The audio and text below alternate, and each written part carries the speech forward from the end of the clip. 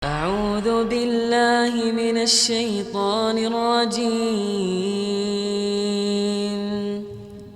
بسم الله الرحمن الرحيم.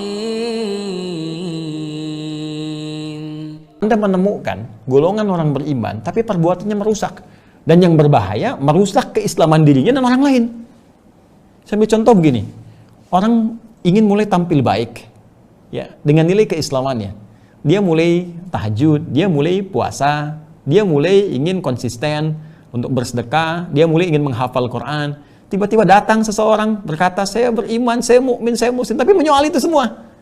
Ya, ini kalau saya istilahkan di kekinian itu terjadi virus atau pemikiran ya atau cara berpikir Macronisme. Macronisme itu presiden Prancis itu Emmanuel Macron ya jadi ada sekarang penyakit Macronisme. Macronisme itu mengeneralisir segala sesuatu perbuatan pada kelompok komunitas tertentu. Ya, kejadian kemarin di Prancis seperti kita ketahui bersama gitu kan, ada tindak kekerasan karena satu kondisi tertentu dan kita tidak sepakat dengan semua jenis kekerasan. Silahkan diproses ya dengan segalanya, hukum bisa berlaku dalam konteks keduniaan, Allah melihat dengan konteks yang lain, gitu kan? Ya, semua jenis kekerasan kita tolak, dudukan pada tempatnya. Tapi ingat, kekerasan itu sifatnya bisa banyak. Ya, bagi orang Islam, menghina Rasulullah itu kekerasan yang sangat keji. Menggambarkan Nabi lewat kartun, ya, lewat sesuatu yang buruk, itu kekerasan. Kekerasan itu ada verbal, ya, ada kekerasan yang langsung, ya, dengan gambar tertentu, tindakan tertentu, itu kekerasan, bukan hanya fisik. Ya, bagi umat Islam, menghina Rasulullah, menampilkan dengan tampilan yang buruk, gambarkan, itu kekerasan yang sangat melukai. Ya, karena itu tidak ada kebebasan mutlak, semua diikat. Tapi yang paling dahsyat adalah ketika satu pelaku melakukan perbuatan buruk, kemudian digeneralisir. Semua orang Islam punya masalah. Islam sedang krisis. Ya, mungkin diri Anda yang krisis, cuma Anda bawa orang-orang Islam.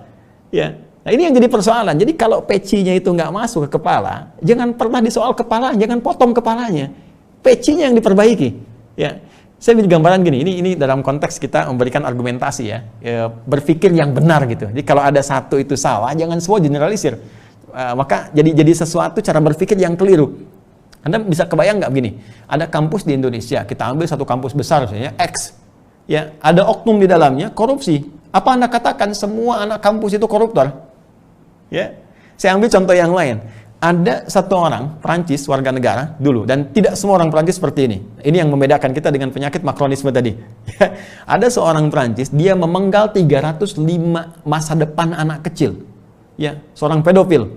Ya, dia berbuat sesuatu yang buruk, berbuat pedofil ya kepada 305 anak Indonesia. Anda bayangkan. Tapi indahnya orang Indonesia. Dahsyatnya kebesaran berpikir. Ya, masyarakat muslim terbesar di dunia, Indonesia. Tidak pernah satupun orang Islam Indonesia mengatakan semua orang Prancis pedofil. Tidak. Hanya mengatakan ini oknum.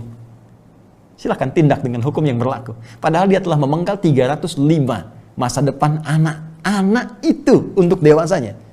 Tapi inilah cara berpikir kita, tidak pernah mengeneralisir sesuatu sehingga menjadi sesuatu yang luas. Ini cara berpikir kita ya, sehingga kita koreksi dan kita doakan menjadi baik. Tidak harus kemudian kita arahkan pada sesuatu yang kontraproduktif juga, tidak.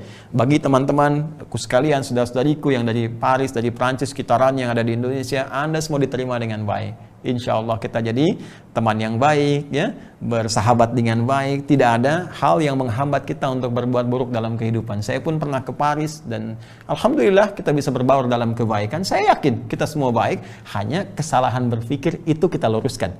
Mudah-mudahan apa yang sampai dari Presiden Macron pun ini boleh jadi hanya kesalahan berpikir. Tapi kalau penyakit itu yang berbahaya.